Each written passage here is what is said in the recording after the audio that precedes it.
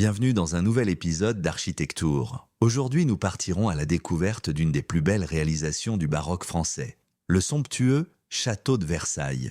Saviez-vous que le Château de Versailles, avec ses ornements dorés et ses extraordinaires jardins, a été conçu comme un véritable chef-d'œuvre du XVIIe siècle? Ensemble, nous dévoilerons ce qui se cache derrière cette merveilleuse façade.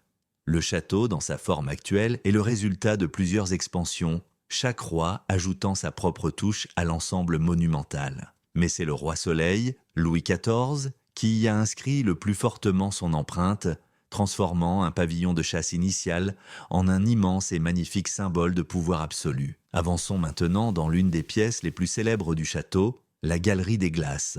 Conçue comme un éblouissant écrin de lumière, elle servait à impressionner les visiteurs par son extraordinaire faste. Imaginons les innombrables miroirs qui reflètent la lumière, amplifient l'espace et confèrent à la pièce une aura de majestueuse élégance.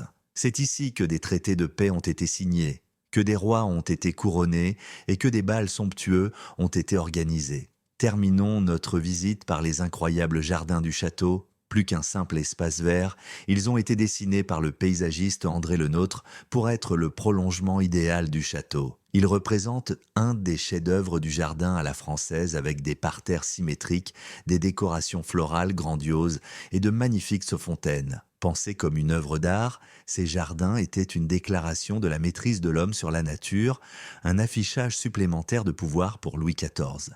Voilà, notre visite du château de Versailles s'achève ici. Espérons que ce voyage à travers le temps et l'espace vous a permis de comprendre davantage l'importance de ce monument dans l'histoire française et mondiale. Rendez-vous la semaine prochaine pour une nouvelle aventure architecturale.